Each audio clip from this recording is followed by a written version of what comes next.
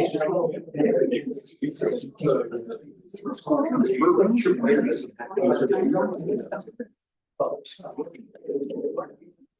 just saw it. Good evening, the City of Plymouth City Council regular meeting for Thursday, October 10th is now called to order. In-person participation by the public is permitted. Members of the public not attending in person may submit written comments prior to the meeting by emailing your comment to the Deputy City Clerk at vmchenry@cityofplymouth.org before 3:30 p.m. on the day of the meeting. Email public comments will be distributed to the City Council and made part of the official record. This meeting is being recorded. Council chambers are wheelchair accessible. Special accommodations may be requested by contacting the Deputy City Clerk 72 hours before the meeting. Please silence all cell phones or similar devices at this time. Could we please have a roll call? Councilmember Amoruso. Present. Councilmember Sim. Present. Councilmember White. Here. Vice Mayor McLaughlin. Here. Mayor Ackerley. Here, Thank you. We have a quorum. thank you. Would everybody please rise for the Pledge of Allegiance? Allegiance to the flag of the United States of America and to the republic for which it stands, one nation, under God, indivisible, with liberty and justice for all.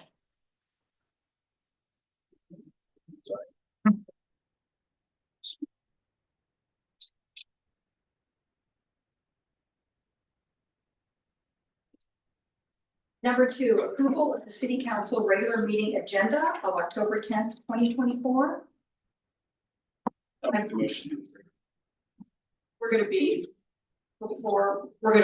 pull item number. Item 7.2, and I'd like to point out that we did receive correspondence from California Sport Fishing Protection Alliance, which we made part of the permanent record for tonight's agenda.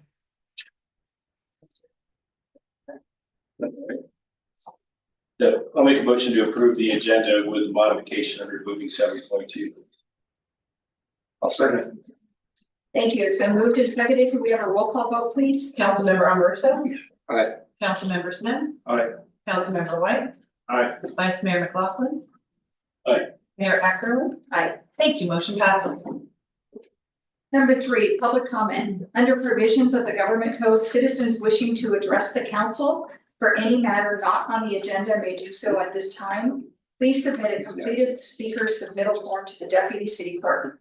Comments are limited to 3 minutes or less, and speakers are requested to state their name and community of residence.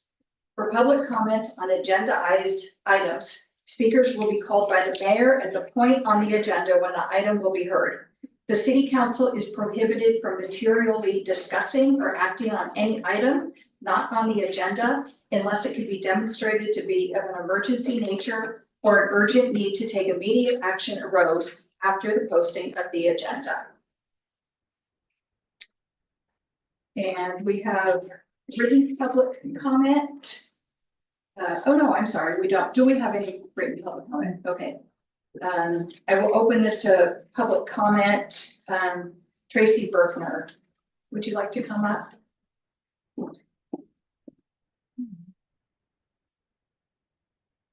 Good evening, City Council Mayor. Tracy Berkner. I am on the next block and also representing the Amador Council of Tourism this evening. I just wanted to let everyone know that we were working on a couple of community projects and always want to come and tell you about our progress and what we're up to.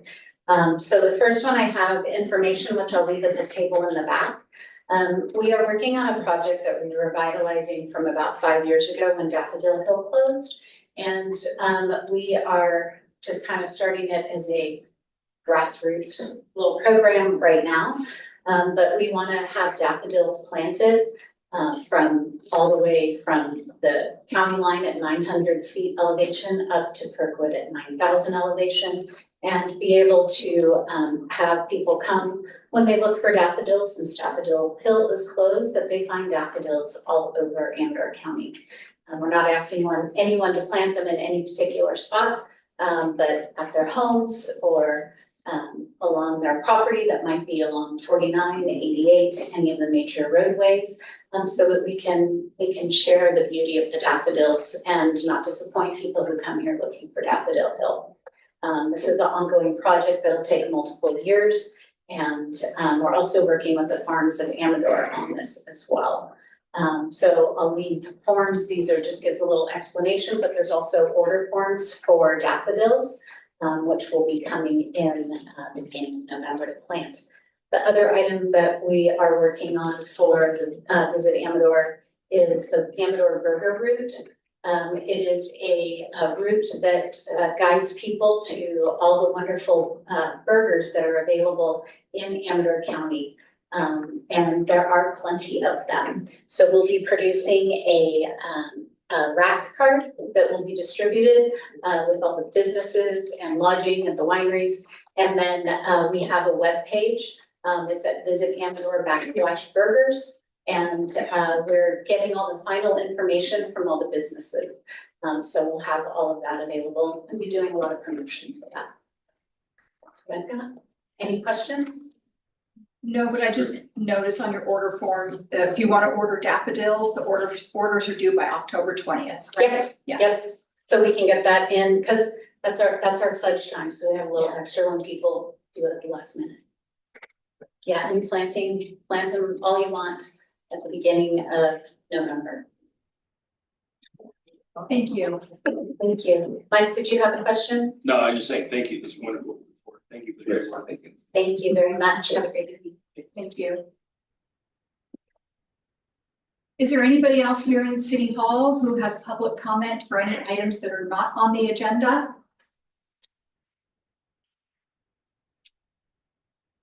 Okay, I don't see anybody that wants to make comment, so we'll close public comment for right now. Item 4. Presentations, proclamations, appointments, there are none. Item 5, consent calendar items. All matters listed under the consent calendar are to be considered routine by the City Council and will be enacted by one motion in the form listed.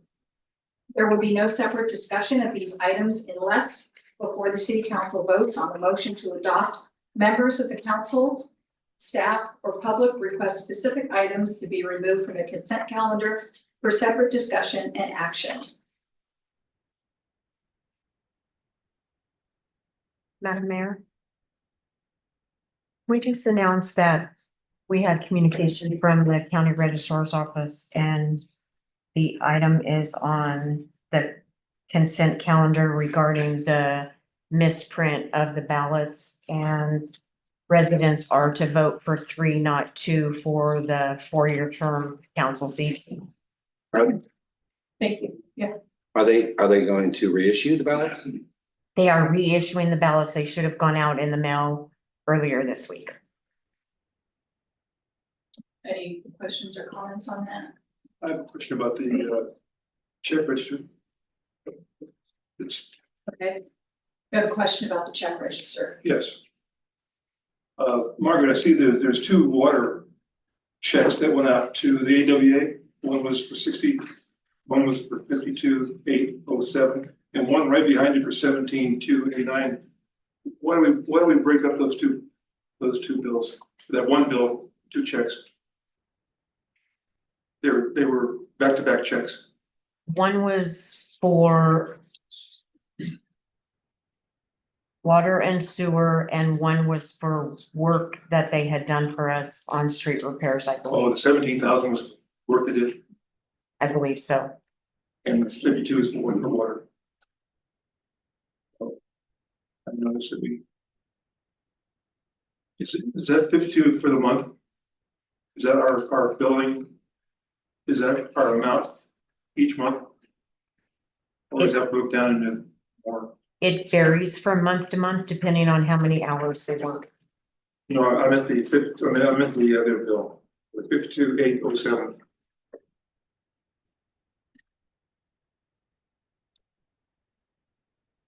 But I see we collected $60,000. I realize we're subsidizing water. I'm just trying to determine how much we're subsidizing it per month Is that a monthly charge of 52,807? Well, our water and sewer come together. Okay, They send us one bill that has water and sewer together. right. So then what are these two for? The 17,289 is for repair, you said?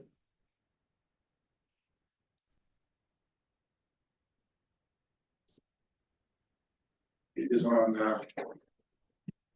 page 3. 3/4 way down.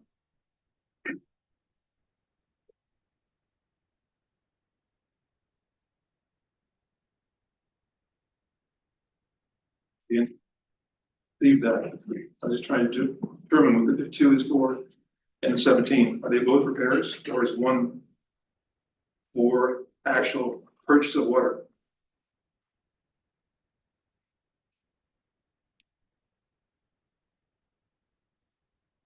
The second one, the 17,289 was for a water repair on the water repair that was in front of Pokerville Market. Got it. And the one above that? The 52,800. 52,807 is about what we pay them every month for water and sewer. For our purchase of water and then the work that they're subsidizing at the wastewater treatment plant. I will double check that and I will report back at the next council Thank you. meeting. Okay, item 5.1 was correspondence. 5.2, approve the regular meeting minutes of September 26th, 2024. 5.3, receive the September warrant register. 5.4, receive the list of contracts signed by the city manager for the first quarter for fiscal year 2024-25. 5.5, adopt resolution 2024-15, approving a parcel map merger of APNs 010-054-005 and 006 at 9402 Main Street and 18623 Mineral Street. Is there any public comment on the consent calendar? Okay, I'll close this to public comment. Any discussion? No. So you want to make a motion to, I have one more question. okay, The 16,220 for traffic study, I don't remember what that's for. One of my contracts.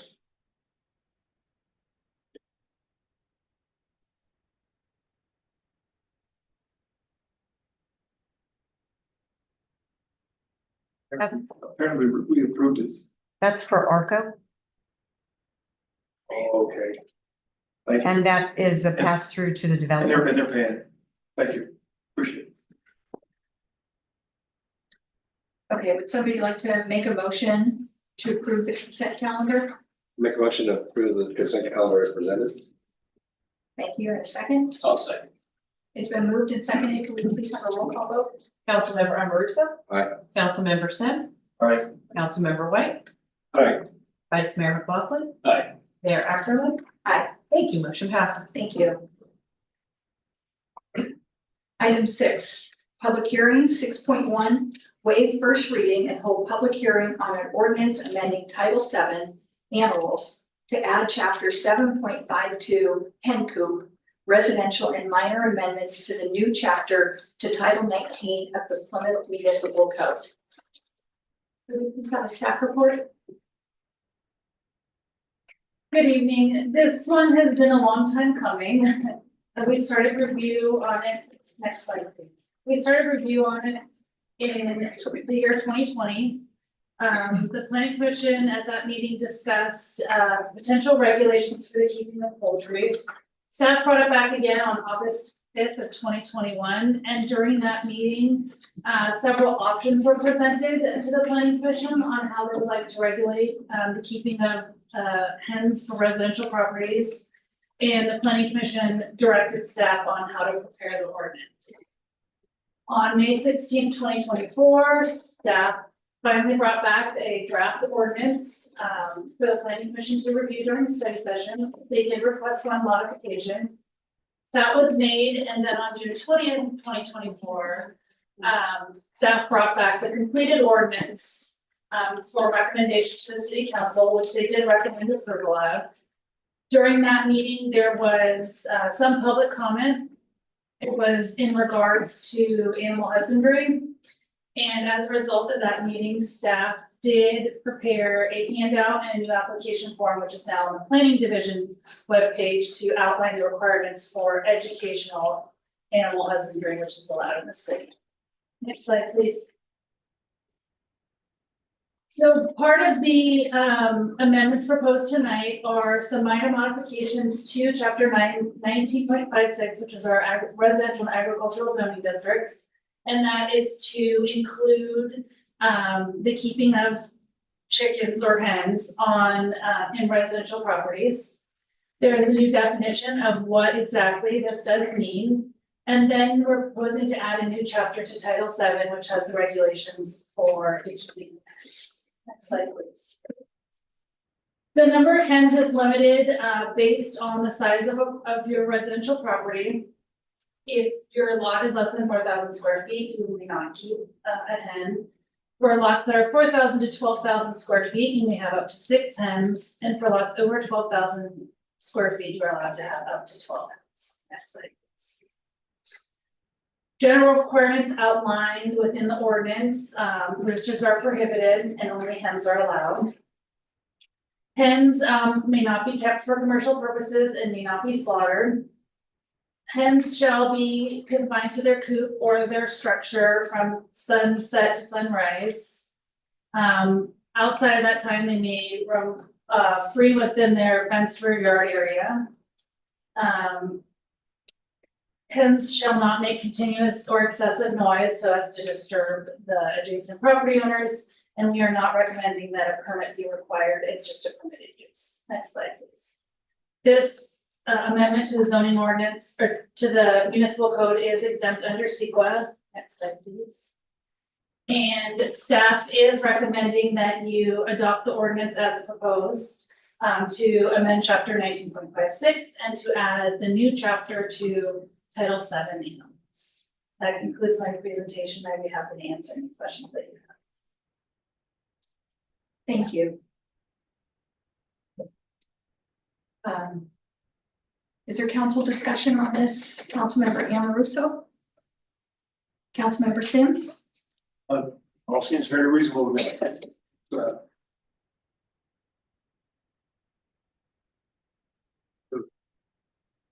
Councilmember White?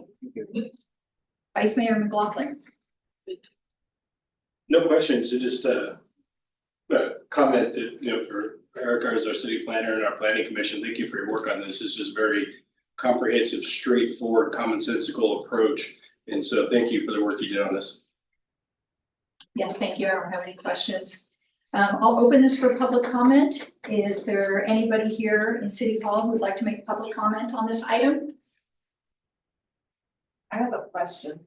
There. A lot of people. Oh, I'm sorry, excuse me. I think, Just for the record, you're opening the public hearing now. I'm sorry. Yeah.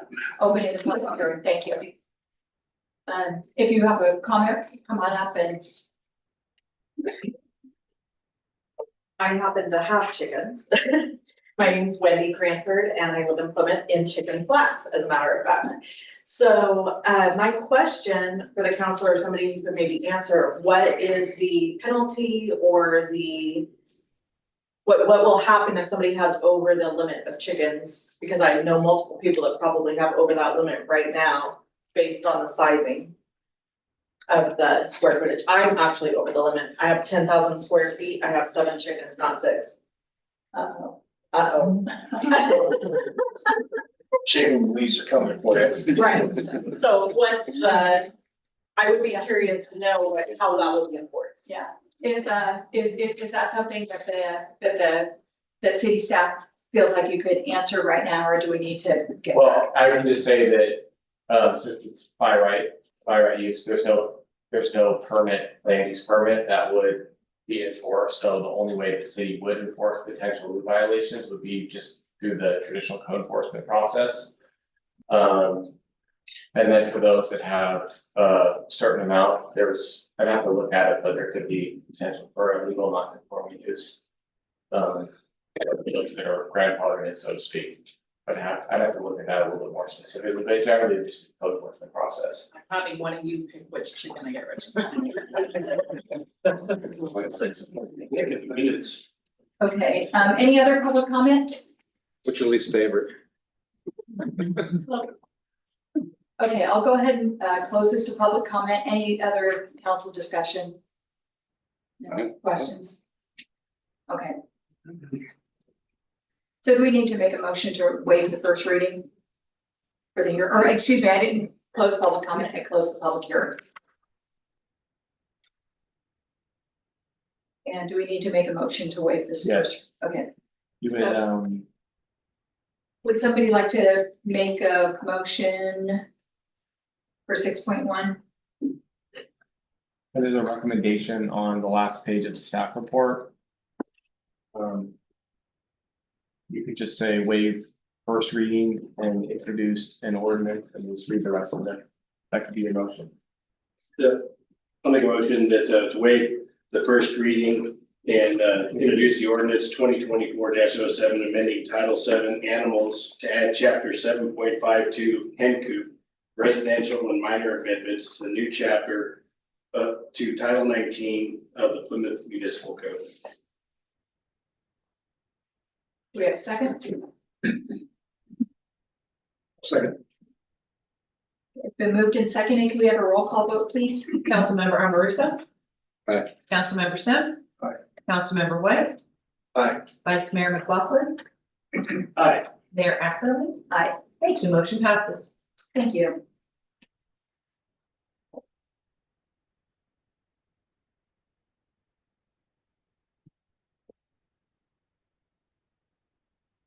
Okay, regular agenda items. Item 7.1, receive the report on the Community Facility District CFD Fund account. This report will not include a discussion on the landscape district work. That will be on the following agenda on October 24th.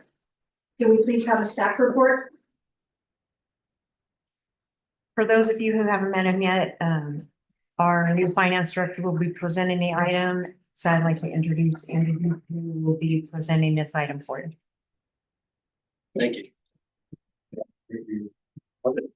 Madam Mayor, members of the council, for the record, MBD Series Financial Consulting, Finance Director, doing pretty much all things finance right now. What I'd like to do for you tonight is actually go through one of the requests the city manager had of me when I came in, which was to review the Zinfandel Ridge Community Facilities District fiscal status, basically, and go back and determine whether or not all of the revenues that have come into the district and all the expenditures that have been incurred by the district are correct. They're correct in the city's general ledger, that is the accounting system the city has. And as I got into it and started sifting through all the information, I realized that there were two different financial systems that I had to work with. And both of them had variable data in them. But I was able to come to a conclusion that I believe is 99% correct. It's a little bit different than what you see in your staff report, and I'll go through what that one difference is. Because I received more information from the city manager from your old system just yesterday, actually. I changed everything and updated it all. So that gave me a lot more confidence about what I'm going to present to you tonight in terms of what the true balance is as of June 30th, 2024 for the CFD. Okay, and we'll go through that. So as part of tonight's presentation, I'll go through the purpose and the scope of the review. Then I'll show you the findings and the outcomes from that review. Then we'll talk about some of the things that we need to do moving forward in the current fiscal year, fiscal 24-25, and some of the things that maybe haven't been done in the past since the inception of the CFD, and some of the things we can do to make sure that everything is correct from a fiscal standpoint moving forward. And then we'll address any questions your council might have. Next slide, please. So the purpose of this fiscal review is basically to verify again that all the revenues that have been generated and ultimately placed on the tax roll through Amador County for the CFD are correct, and that the expenditures that have been incurred are reported correctly as well.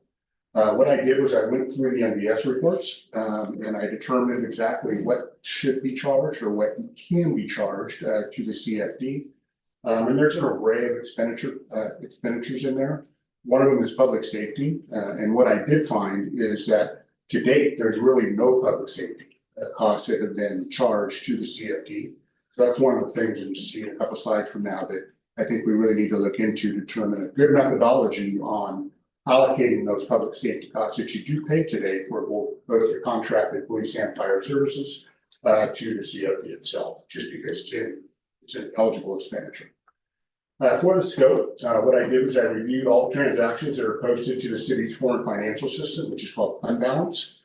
And in the funds 390 and 391. 390 is the operating fund, and 391 would be the public safety fund, because there's a different component of each assessment. Then I also reviewed the transactions posted in the current financial system, which is Black Mountain Software, otherwise known as BMS, in funds 80 and 81. I looked at the assessment information that we received from Amador County. It showed exactly what was placed on the tax roll for each of the years since 2016-17, which was the inception of the CFD. Went through that just so I had an idea of what was placed on the roll.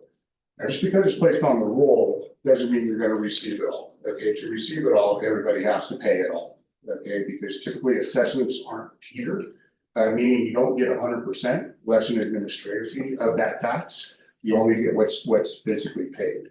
Now, delinquencies do occur, and then when people pay them later, ultimately you do get it.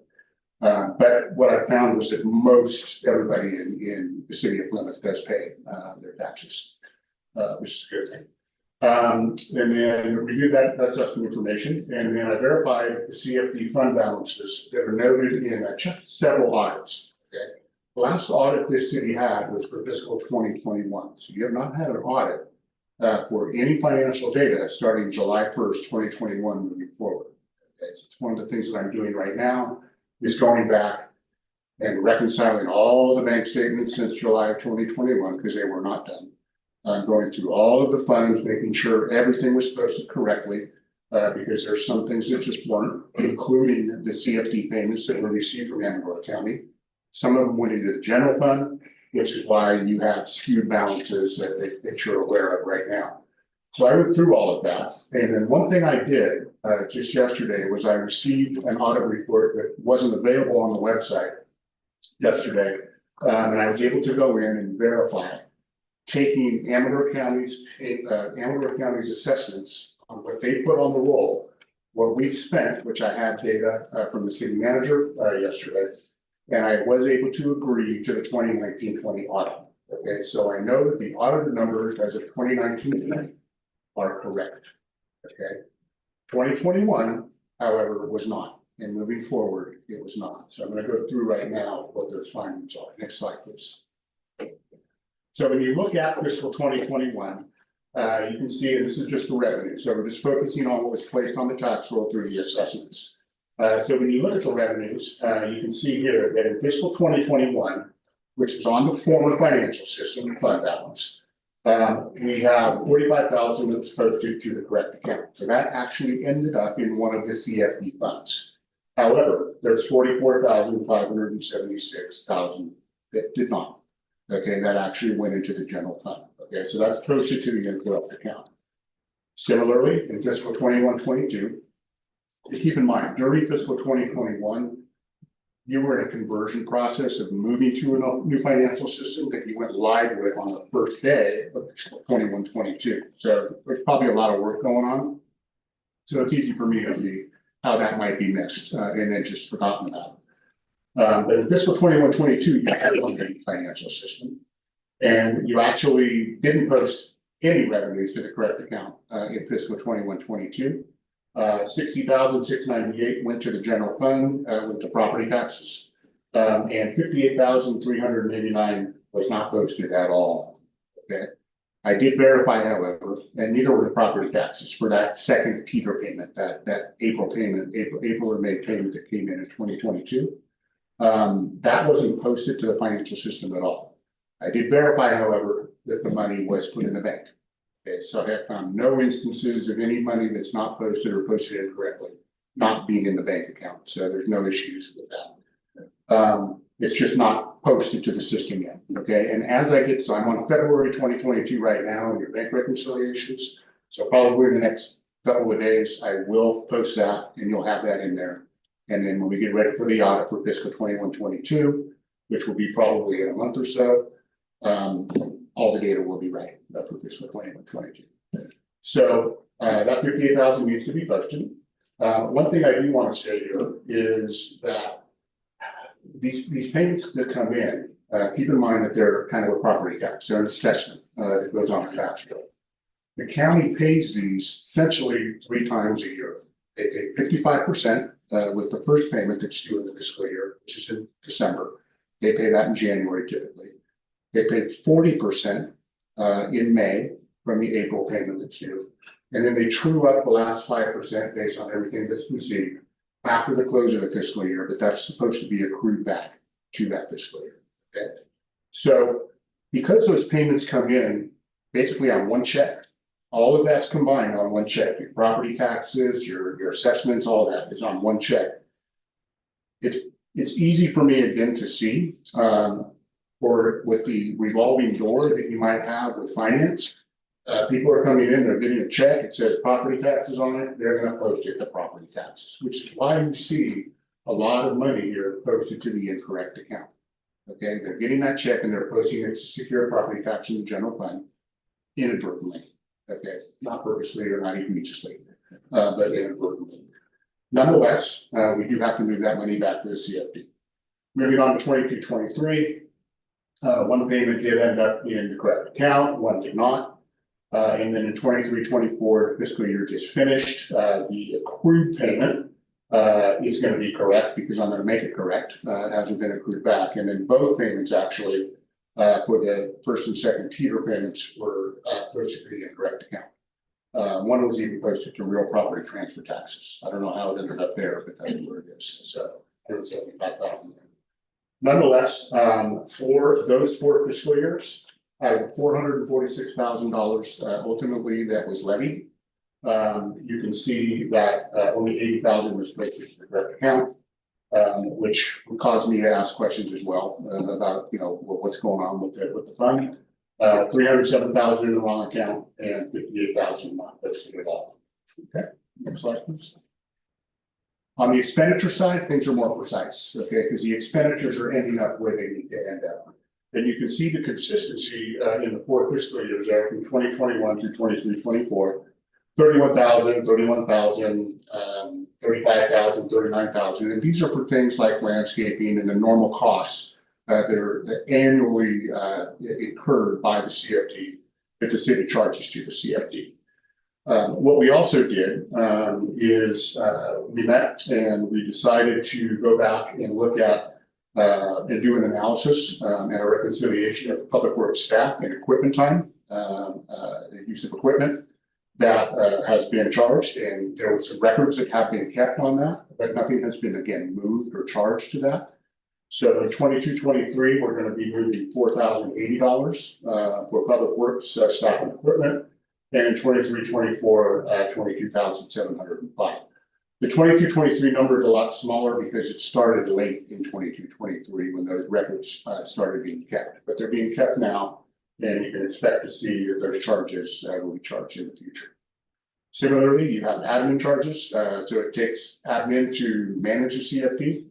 So given an estimate of the number of hours through the administration to actually charge the CFD, so for 23-24, that's $5,300.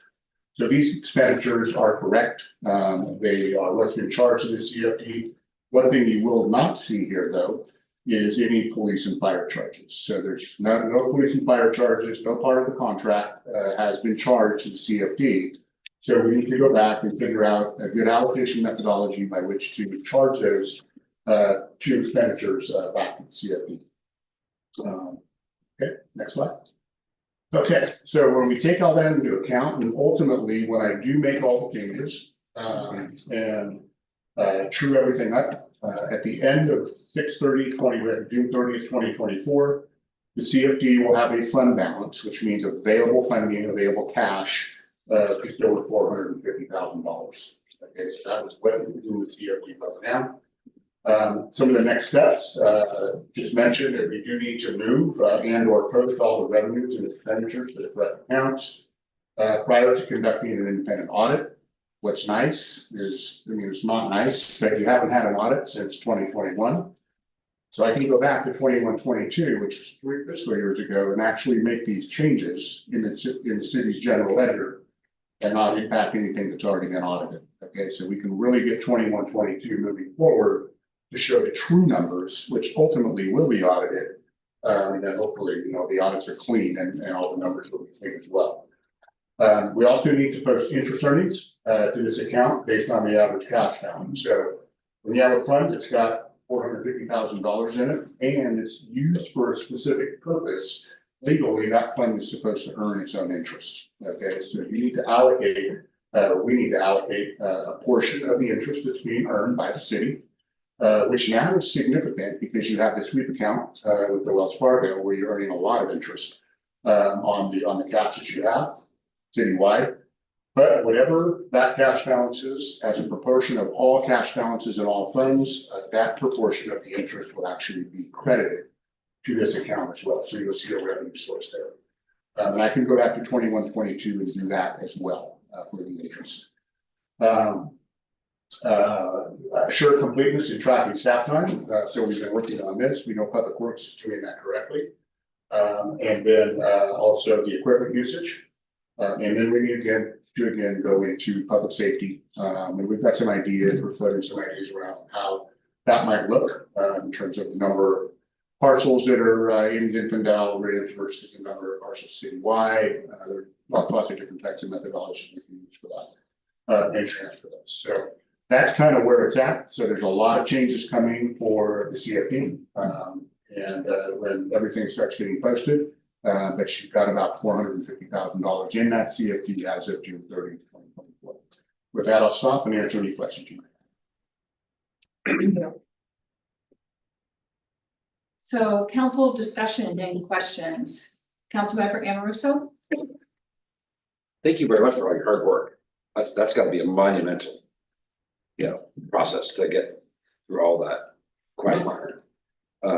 I really don't have any questions. I think you were very explanatory. Thank you for being very clear and easy to follow. So thank you. Councilmember Sim? I agree. It was a terrific presentation. Long overdue. I have a question about the public safety and the fire that we haven't been paying for the last several years. Will the account be debited that money in the past? The money we haven't spent? Oh, yeah, sorry, I didn't hear the question.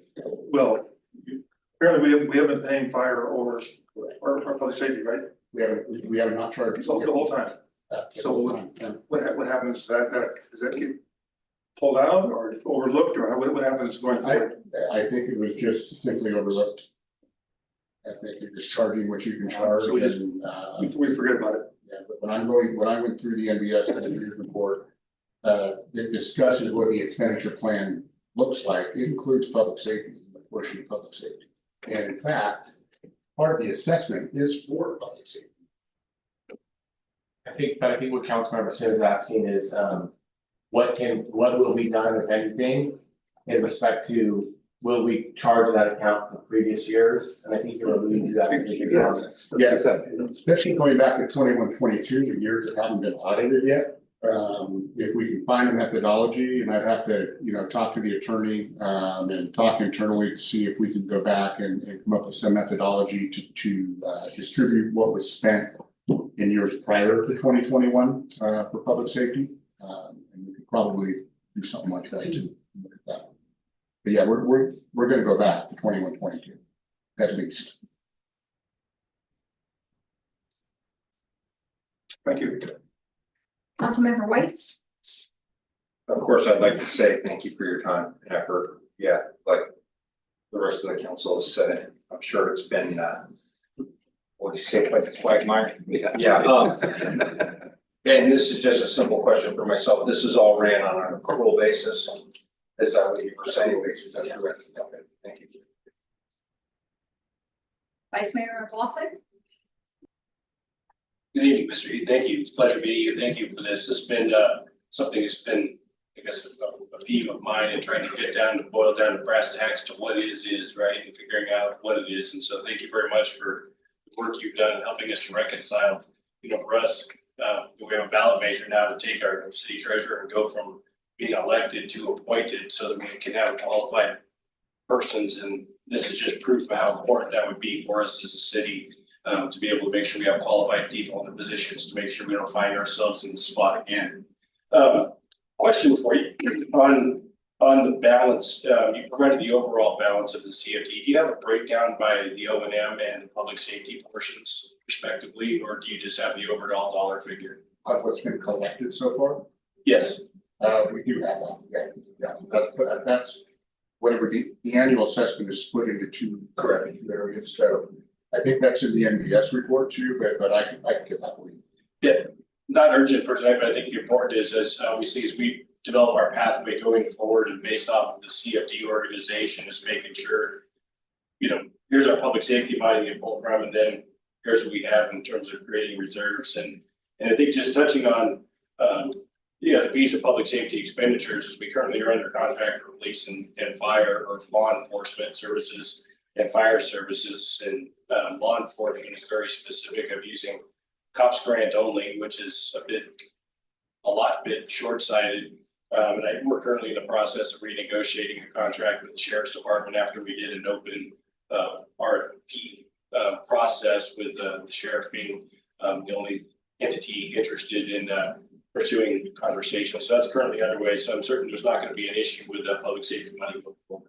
So if I might mention something, since you mentioned the COPS grant, so the city receives $150,000 a year from COPS, as most cities across California do.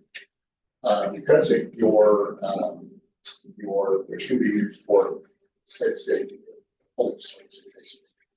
Because your sheriff contract, your current contract with the sheriff is around $100,000 a year for police operations and dispatch combined. Okay, that may allude to the fact why the CFP hasn't been charged for public safety, because the COPS grant can only be used for police expenditures. So you're using the COPS grant to pay for everything basically spent on Antioch County. Now, whether or not it stays at $100,000 moving forward is a question. And I would contend that it's probably going to go like those costs.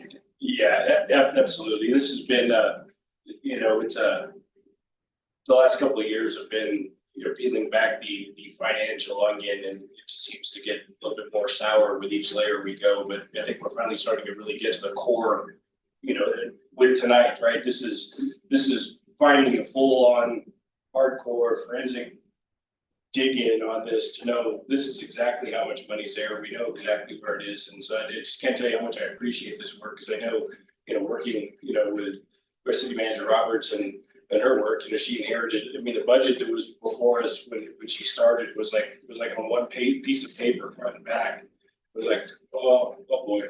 Right. And so we've come a long way. There's still much work to do, but I can't tell you how important tonight is, and being able to, put a cornerstone in the ground to be able to build off, at least for the CFD, and I know the work's underway for everything else. So thank you very much. And then I just want to end by saying that, again, I want to thank you, Mr. Heath, and I also want to thank our city manager.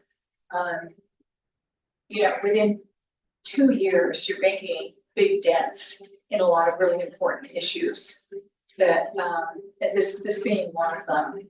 And so thank you for bringing Mr. Heath on board and working on this and getting the finances straight.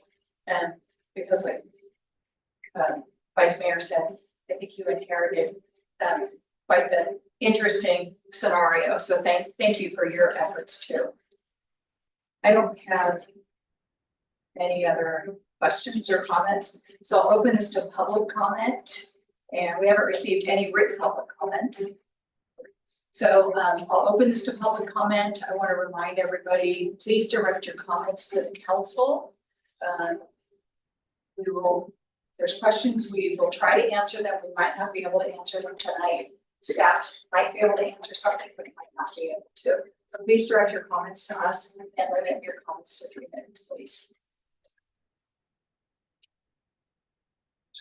Bill Claprock, live in the city of Plymouth. I think, thank you so much. Oh, sorry, thank you. You can thank them. Yeah, great job. So it's great that we know we're just missing half the equation, right? Which is $450,000 may not be enough. It may be more than we need. I would love to see us in the future kind of treat it like an HOA budget, where you have like a 1, 3, 5, 10, 20-year plan. Because maybe part of that money has to go to resurfacing of our roads in the community. That could be a couple $100,000. Maybe that's 5 years out, but we could at least identify the assessment needed year over year and plan for the money. So I think as part of that, you would obviously go through, here's what needs to be paid through the CFD or ZFD. So, in the various aspects, whether it's roads or fire or police or landscaping or whatever else, I'm not sure all the things that I can think of, right? But having that kind of 20-year outlook would then allow us, just like we all do with our mortgage, right? You pay an impound account, knowing every month you're gonna accrue that up to pay your taxes. Same type of thing. So that's what I would recommend to incorporate in the future, because we just don't know if 450 is good or bad or different. If I may just, you're good. It's the CFD formation documents, for the repair and maintenance portion of the CFD articulate that budgeting scheme. Basically half of all revenue every year should go to reserves for future projects. Yes, and then we'll be working on that in a few weeks to come. So. Anybody else here in City Hall who'd like to make public comment on this item?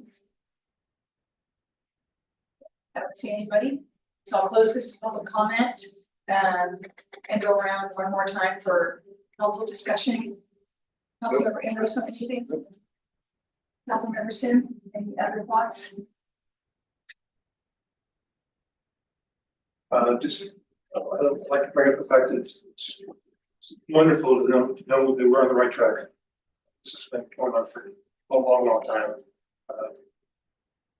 And that, Mr. Clark pointed out, we do need to put money away for a rainy day.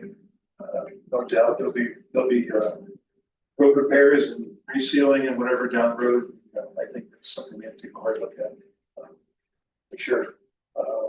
Luckily, every year we have a few more houses, so we were able to collect a little more money every year. So the funds go up, and so we find ourselves in a better place down the road. So thank you so much for all your work. That was a terrific presentation you gave. It's great, sir. Thank you. Councilmember White. Vice Mayor McLaughlin. Just real quick, again, thank you so much. Really, I can't tell you how important tonight is. I think you said that 4 times, right? So going forward, right, as we fine tune this a little bit more, because I know we need to be part of this. We're in a continuing resolution with our budget this year because we wanted to get this before we approve this year's fiscal budget. I think it'd be important as soon as possible, whatever the appropriate means would be, and I'll just defer to staff on that, would be providing council with then ultimately the public providing the repair and maintenance CFD balance and the public safety CFD balance, because they both behave differently. Public safety is its own pot of money, and all just goes to public safety services, where there's a more, as Mr. Klaproth brought up, there's a more stringent regular budgeting scheme in order to prepare for those long-term needs. And so just making sure that when we're looking at it, we've got those partitioned appropriately. Those two funds will absolutely have their own budget schedule in the budget that will be prepared hopefully soon. It's really difficult to prepare a budget when you don't have a lot of confidence in current numbers. Amen. So we're getting there though, and hopefully within the next month or two, and actually bring budget back to the city council that way. Wonderful. Thank you very much. And then, Mr. Clapper, to your point, yes, we need to look at this and look at, 1 year, 5 year, that sort of thing. And then it looks like at the next meeting, almost part 2 of this whole CFD thing is planned for that agenda. The agenda's not out, so that date's not written in stone, anything can happen. But I think between the information we've received tonight and then the information that is going to be presented at the next meeting, if it does happen at the next meeting. But between all that information, it gives us the information we need to move forward and help build a budget around this. Okay. So the recommendation was to receive the report. And we've done that. Everybody ready to move on? Okay. Item 0.72, before we go on to item 0.72, I realize that a lot of you are here tonight because you were interested in 7.1. If you want to stick around for the rest of all these exciting things on the agenda, you're welcome to. But if you feel like you want to leave now, you won't hurt our feelings. And so we'll give you a pause if you want to get up and leave now. But again, you're welcome to stay.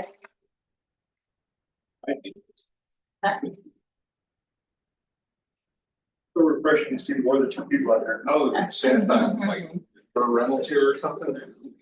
Yeah, right here. Right here.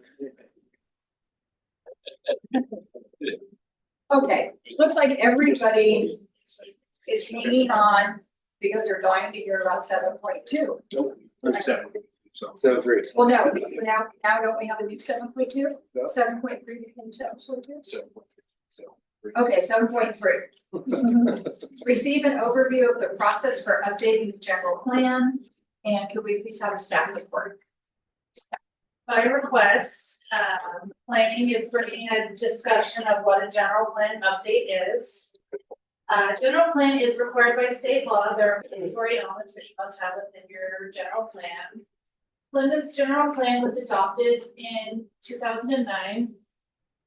The typical lifespan of a general plan is 15 to 20 years, and Plymouth's general plan was written with a 20-year lifespan, so it has about 5 years left.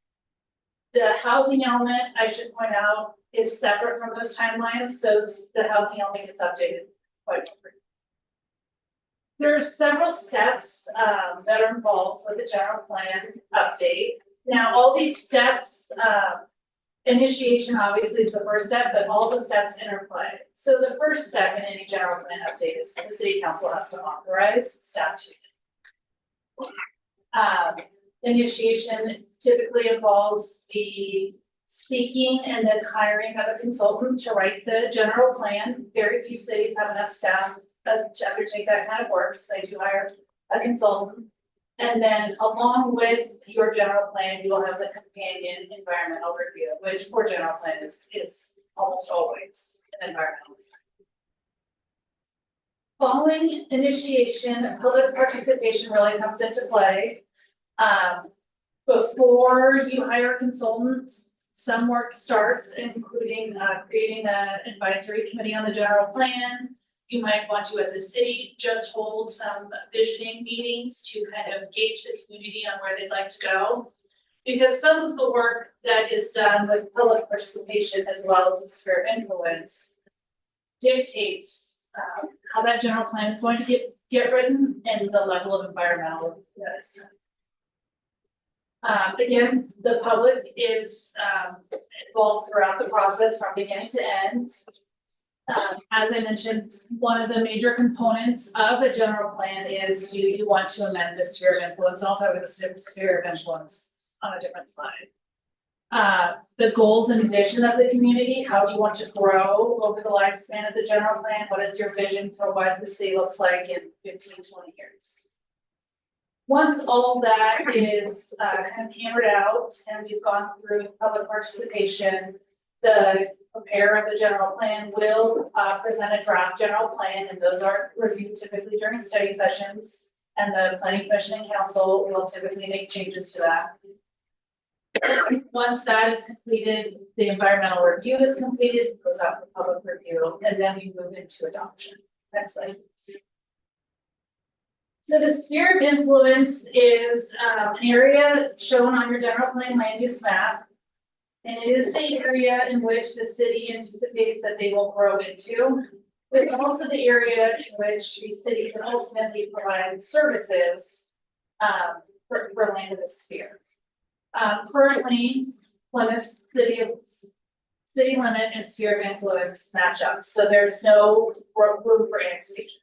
The city cannot annex land that is not within their sphere of influence. So if land was outside the sphere also has to be amended to that annex.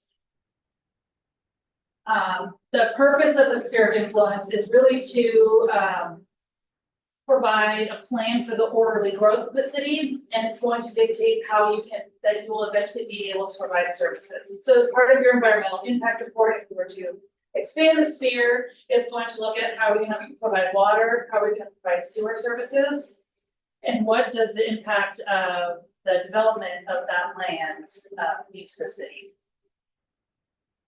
Typically, cities wait until general plan updates to review their sphere of influence because, as I mentioned, environmental review is done. It's usually a community involved effort. However, some changes can occur in between general plans. It's not an absolute requirement that you wait until the general plan is updated. Ultimately, the local agency formation commission is the ultimate decision maker on that sphere of influence. So we propose it to them. We have to work with the county. We propose it to LAFCO, and then they make the ultimate decision. Next slide, please. Again, CEQA is required. One of the benefits of the environmental impact report with a general plan amendment is that it can streamline future projects because it's looking at the development capacity of the city. And then as projects come in, they do site specific CEQA review. So they really tier off the general plan. Next slide. When it comes to adoption, there is required to be a minimum of one public hearing before the planning commission. They will make a recommendation to the city council. The city council will then either hopefully adopt both the general plan and certify the environmental impact report. And throughout the process, both study session and even at public hearing, both the planning commission and the city council can make changes to the general plan. Based on the level of changes though, the CEQA document may have to be updated. So if we're all the way at public hearing for city council and you decide that you want to change the land use of a particular parcel, we will most likely have to go back and amend the CEQA document because that's a change. But once the city council adopts it and certifies the EIR, then we start using it in the general plan. Next slide, please. After adoption, obviously we're using the general plan to guide growth. One thing that we are required to do yearly is present an general plan annual progress report to the city council. The purpose of that annual progress report is to show how we're meeting the goals and policies that are contained within that general plan. One of the ways in which you know that maybe your general plan has a shorter timeline is if we have done every goal and policy program in the general plan. We can also see if things are not working. So that's really why we're supposed to review it every year. With the APR, it does go to planning commission and then it does go to city council. And then we are required to submit it to the state. And the state keeps them online for anyone to look at, should they choose to do so. Unfortunately, we have not done this since 2010, so we are very delayed. So starting this year for 2025, planning will bring back the APR as required by the state. that sort of concludes my presentation on general plan updates. I'm happy to answer any questions that you have.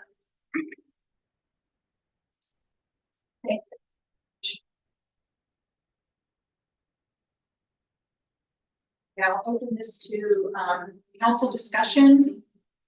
Councilmember Amoruso. Thank you. So my question is, it's not due for another 5 years. Nothing's happened since 2009. Our last subdivision approval was Zippendale Ridge. That hasn't built out yet. That was in this document. So why would we be interested in spending $250,000 to $400,000 on a general plan update 5 years earlier when nothing's actually happened in town, pretty much stayed stale? If anything, we've lost businesses. I mean, things are not the same as they were in 2009. I mean, ultimately, it is up to the council. There's 5 more years left on it. I will say that the general plan update takes a number of years, so. But we don't see any future massive growth. We're stuck with what that general plan land use is Right. today, so everything within the city is designated for a particular land use. And that's the way we're going to move forward unless someone applies to change it. Right. It would just be if for some reason you wanted to start this earlier. You can, it's ultimately up to you, but your price tag is going to be probably $500,000 to. So, I mean, I'm looking fiscally, I'm trying to be fiscally Yeah. responsible. And, you know, how, right now, we don't have that much, so. But thank you for the station. I probably have other questions, but that's good. Do you have another No, I'm question? good. Councilmember Sim. I think I'm the one who opened up this can of worms. Agenda item. Do know that we're way past due in reviewing the general plan. Obviously, we haven't, as pointed out by Erica, we haven't even reviewed it annually. Way past due.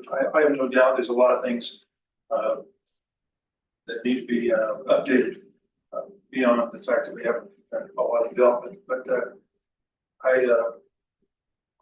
I think we need to get into it, maybe not until we do our report next year, but I just don't know that right away we need to spend $500,000 finding a company to come in and look into our general plan.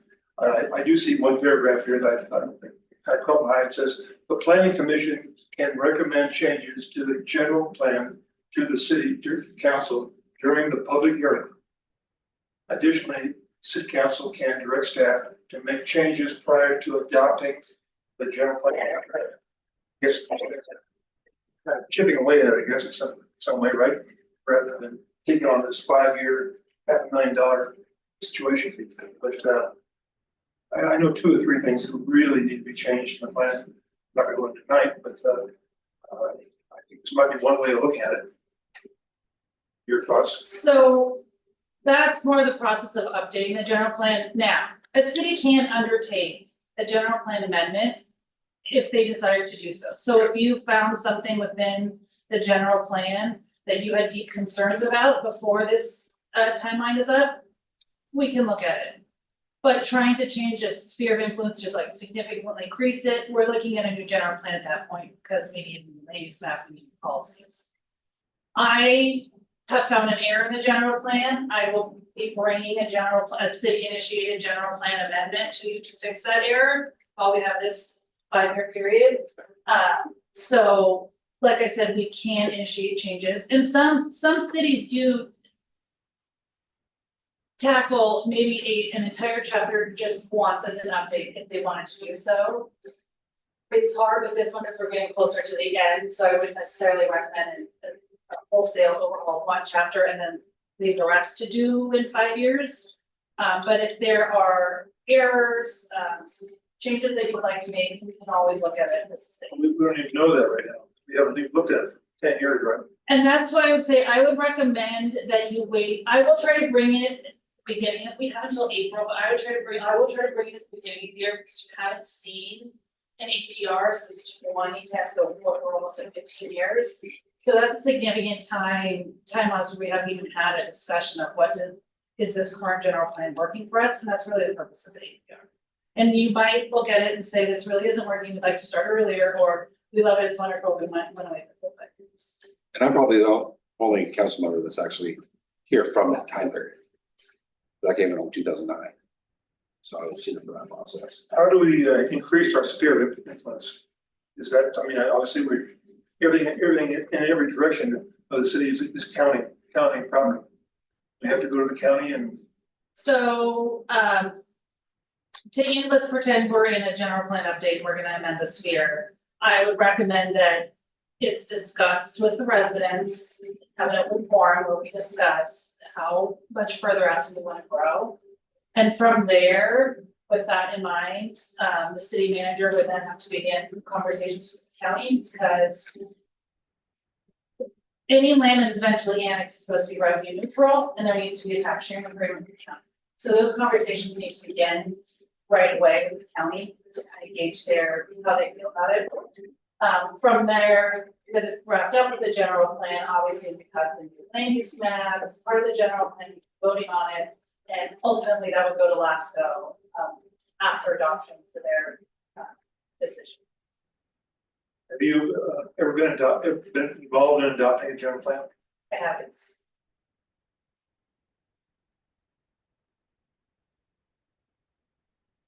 Do you think that city size would really take 5 years to adopt one? It is very hard to judge the time. What I have found is, as it moves along, the level of changes that are requested by council or the public starts growing.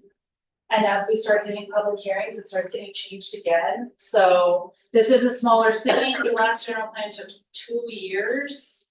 I would say 2 years could be done. Again, it also depends on the consultant and what their time frame is, right? I have worked for cities where we are still 5 years down the road, still trying to do a general plan. We can't get adopted, so it does take a while sometimes. So they look at the current plan and say, well, okay, there's 50% of the plan, just fine. We'll just work on the items that need to be dealt with. Just trying to figure out how we can save some money, because I've heard stories about how expensive this can be. And they go on and on and on. There's no end to it, so. Anyway, thank you for your report, it's very great, appreciate it. Vice Chairman Walker. Councilmember White. Thank you, and thank you for your time and effort to put into the report. I do gotta agree with Councilmember Sims, on 5 years to go by, things like that. But I also have to say that at the turn of the year, I can guarantee one of these spots is gonna be a different person, and 3 of these spots could be a possibility of different people. So I think, of course, maybe looking to the first of the year, this is something to dive into right now. Kind of a lot of great information. Thank you. That's all. Good. Vice Mayor McLaughlin. Mr. Frazier, thank you so much. I really appreciate you bringing this thing. Been very informative. You know, the cost of these things is crazy. You know, for me, I know the biggest issue that glares out and has jumped out, and it bit at us once in a development that came and then went away, is our sphere of influence, right? That we had a development of Highway 49, Highway 16 that butted up to the backside. It would have been backyard neighbors of some of our friends in Zinfandel Ridge, but it was outside of our sphere of influence. So the city of Plymouth didn't even have a legal seat at the table to influence what was going to be built. We would be able to submit a letter just like any individual citizen would. Well, on one side, it sort of portrays where we want to grow, but the other side, it also gives us the ability to influence what's going on around us, to make sure that we're in a position to be able to support what's going on around us. And so, yeah, I mean, it's just such an important piece. I mean, for us, I think really the clock is ticking. Are there grants or alternate revenue streams that are available for doing this kind of work that you're aware of? Every now and then for smaller cities, grants do come up. especially when, the state rolls out new required elements. I did check, I'm unaware of any at this time, there could be one or two. We probably wouldn't get them at this point because our housing element isn't certified, so we need to get that certified so that we can then start looking for money, but most cities bear the cost. Larger cities can have a general plan fee that gets tacked on to permits, so we don't have enough permits in this city, so that would be more self. We wouldn't garner that much money off doing something like that. We could, I just don't know how much money we ultimately get. But it usually is borne by the city.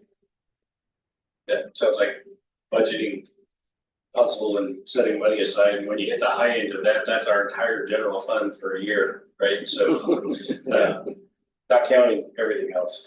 So, but yeah, I think it's important, you know, unfortunately, it's one of the regulatory pieces, figuring out how to best, I guess, eat the elephant, and getting the annual report to kind of figure out where we are, and then, you know, and I don't know if recommendations are part of such a report, but that'd be nice to see as well, you know, bringing your expertise to the table based on your experience. What do you recommend? And be able to help us to make informed decisions of where we go from there when that report comes back to us at the beginning of next year. Nothing further for me. Thank you. And yes, thank you, I'm especially concerned that this report hasn't been done for quite some time, so thank you for helping us get that going. And again, partner, thank you for bringing the firm on board and getting things cleaned up in our planning department. Yeah, the price tag makes one really think twice about this, and I also agree with Councilmember White that we don't need to decide anything tonight, but I think it's certainly worthy of keeping the conversation alive.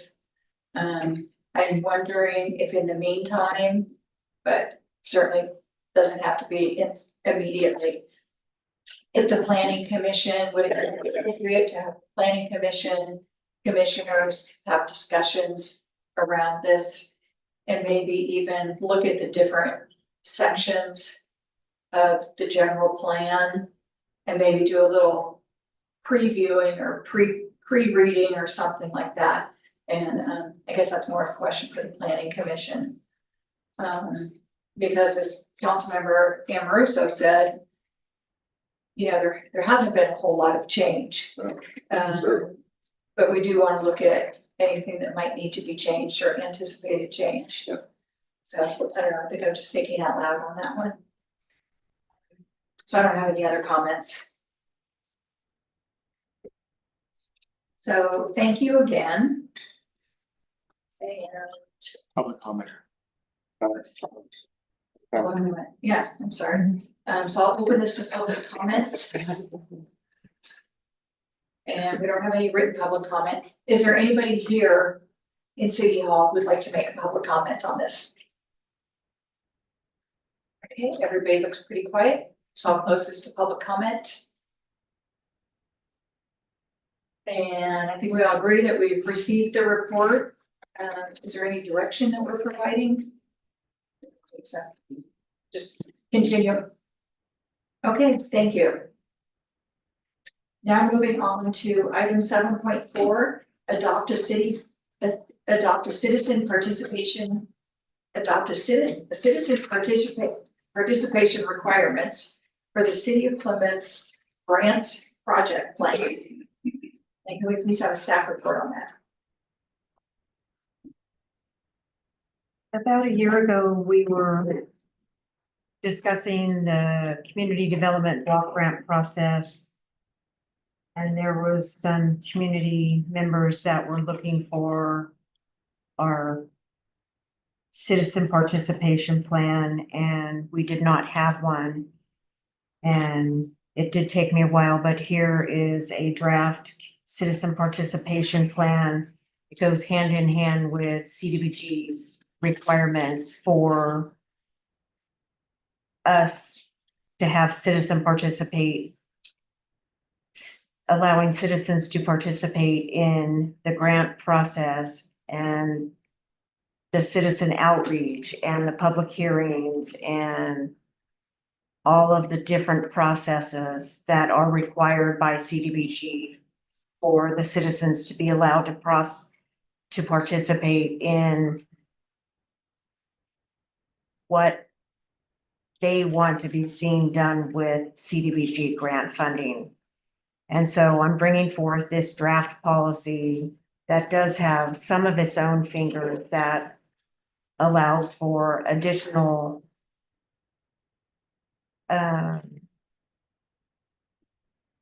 community meetings that CDBG doesn't require. We don't necessarily get a lot of people out to our community outreach meetings, so I have in here an additional public outreach meetings to try to get 2 meetings instead of just 1 meetings to try to reach more people. Those are the different aspects that I've put into our plan that CDBG doesn't require. So I put the plan together for the council to review and to provide feedback. And if the council is okay with the plan to adopt the plan, we can work with the plan through the next CDBG process. And if it works well, we can keep the plan. If there's tweaks that need to be made, we can bring it back at that time and tweak the plan to make it work better.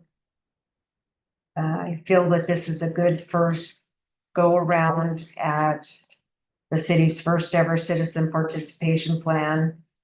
It is a requirement of the CDBG. And I'd like to get one put into place before we go after more CDBG funds. That's my report. Thank you. Council discussion, Councilmember Ann Russo? No, I think, thank you very much for doing the research and bringing this forward to us. Councilmember Sim? This whole item is totally foreign to me. I'm trying to think how it works in a practical sense. Getting the general public involved in deciding what grants to go after, is that what you're saying? I'm not clear on what this means. Margaret? So for instance, the grant funds that we use to do the fire station improvement projects. Okay. How we determine how to use those CDBG funds once we got the funding. We would get their input on how to use those funds. After the fact. Yeah. Okay, I was thinking prior to the fact here.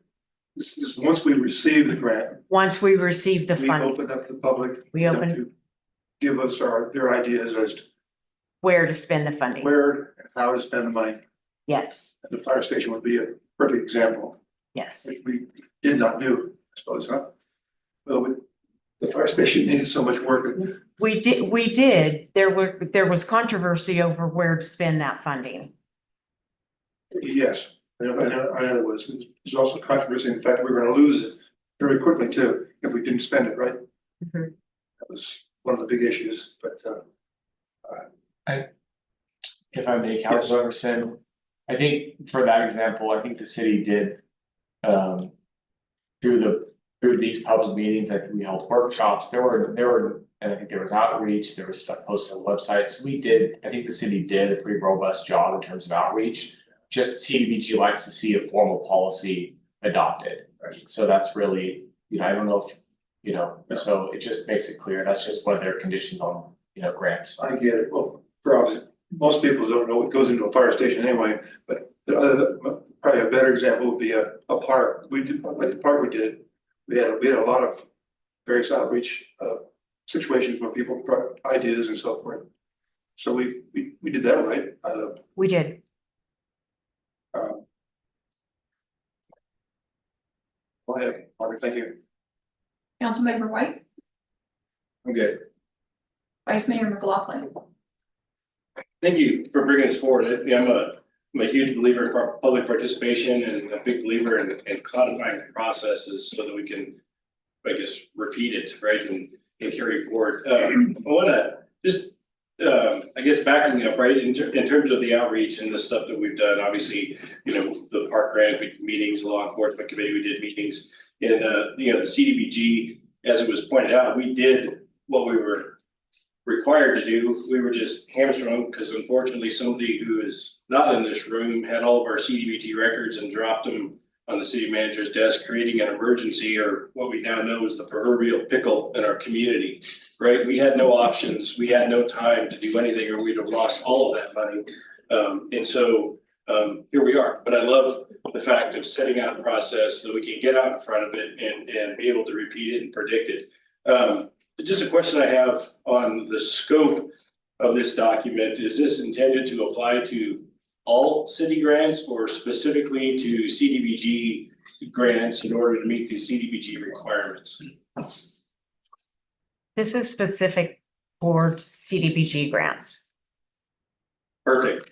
I would just ask on the like in the title, just calling out, making it specific for CDBG, right? Because my concern is I was reading through it that, you know, if we're applying for a grant to replace the sewer line on Main Street, you know, we'll probably have 100 people show up for that meeting. But you know, when it's so very limited in scope of what we can use the money for, it just makes it that. So I would just you know, make sure that we're focusing on CDBG. So thank you very much for bringing this forth. I have no other questions. Well, thank you for bringing this forward, and CDBG is referred to in the text, but I agree with you to put it on the cover and table of contents would make it clear. And I also appreciate that you've gone above and beyond in your recommendations for community input.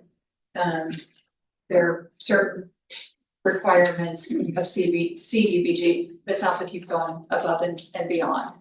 So I think that's great. Otherwise, I have no other comments on this. So I'll open this to public comment. Is there anybody here in City Hall who'd like to make public comment on this agenda item? Come on, we actually have public here tonight. So. Come on, stand up. Make something up. Okay, there's no public comment, so I'll close this to public comment right now. I don't think we have any other council discussion on this. So the recommendation of staff is to adopt the plan. And does somebody want to make a motion to adopt the plan? I'll make a motion to adopt the plan with the CDBG wording changes as discussed, brought up in the discussion. Second. It's been moved and seconded. Can we have a roll call vote, please? Councilmember Amoruso. Aye. Councilmember Sim. Aye. Councilmember White. Aye. Vice Mayor McLaughlin. Aye. Mayor Ackerman. Aye. Another thank you. Motion passes. Okay, council staff communications, brief reports on matters of general interest. Can we please have our city manager's report? Tomorrow starts the Frankly Bluegrass Festival that starts at 10 a.m. And it goes through Sunday. The following week, I'll be out of town at the League of California Cities Conference in Long Beach, but I'll be available to the council by phone or email. The following Saturday is the Harvest Festival on Saturday from 2 to 6. Again, I want to remind everybody about the second ballot they're receiving being the correct ballot from the registrar's office, telling them to vote for 3 council members, not 2, for the 4-year term. And I will not be in the office tomorrow. I am doing the welcome speech at the Bluegrass Festival to start it off tomorrow, so. Awesome. Mayor and council member reports. Councilmember Amoroso? I don't have anything other than I'll be with Margaret down at the League of California Cities, so yeah. Good, so other than that. Thank you. Councilmember Sim, The only outside, item that I am on is the Amarillo Transportation Council, and I think I mentioned this last meeting that next year we have a seat at the table. And it's a revolving door over there at the Amarillo Transportation Council. I own and Plymouth has been off for 3 years. We get back on again, so we'll have a seat at the table. And so anything that comes up, for example, the incomplete walking trail on Highway 49, we'll have a say perhaps in maybe completing that project, which Caltrans is going to leave us with 3/4 of a trail and not the full thing, not the full trail. But anyway, one of us will have to be on that council next year. So we'll see how that comes out. That's the only one I'm on right now. So. Councilmember White, I'm all good for the moment. Vice Mayor McLaughlin, Thank you, Madam Mayor. What would be interesting for that too is the walking path to the Rancho coming up Old Sacramento for school, but and then Old Sacramento Road. Anyway, but I digress. We've had our first meeting, as I mentioned earlier on an unrelated topic, had our first meeting with the Sheriff's Department in beginning the negotiations for a successor law enforcement contract. And so at this point, there's nothing to report publicly other than the work is underway, and there'll be a report for the council and seeking direction in the future time. We continue to have meetings with the Iowa Band of Miwok Indians and negotiating mitigations to the mitigated negative declaration to address the concerns with the city and try to do the best we can to leverage a community benefit from it. And with many of the folks in the room from Zinfandel Ridge, it's been a pleasure working with many of you and really fleshing out the CFD. Tonight we had a fantastic report from Mr. Heath and pinning down the money, which I know for many of you has been a question for a long time. And as we started working through that, we identified there's questions about service and met with the HOA here with city staff the other day to talk about specifics on what can we do, what can't we do, where can we do it, where can't we do it? And we're looking forward to that coming to the council in our next meeting to really hopefully put a nice bow on it and give us a path forward and put everybody's mind at ease. And let's go worry about something else from now on. In closing, I think it's just important, even though the city's not in a position, it's not proper for the city to advocate for any ballot measures on its behalf. I think it's important just to stress the importance of Measure M and Measure O. That this isn't about a power trip for the. Okay, you need me to stop? Okay. I'll meet you outside. So, please vote. See the attorney sweat. I thought he was gonna come out of his chair. I just want to remind everybody that it was a year ago in October that we passed a resolution about October being Breast Cancer Awareness Month. Here we are in October again, so it is Breast Cancer Awareness Month. And I'll reach out to a member in our community to see if ribbons are going to go up or anything like that. But anyway, just the reminder about that. I was also in that meeting for the CFD with the HOA, city staff, and I think that went really well. I appreciate the hard work that city staff has done on that. I think that was a great meeting. Other than that, I have nothing else for a report. So we'll move on to council requests for future agenda items. Councilmember Amoroso. Okay. Councilmember Sim. As well. Councilmember White. Yeah, good. Vice Mayor McLaughlin. I don't have anything this evening. I'm sorry, what'd you say? I don't have anything this evening. We can make someone up. Maybe it was just a. Close to you. Seriously, There you go. have some ideas. Thank you. Anyway, okay, with that, the meeting is now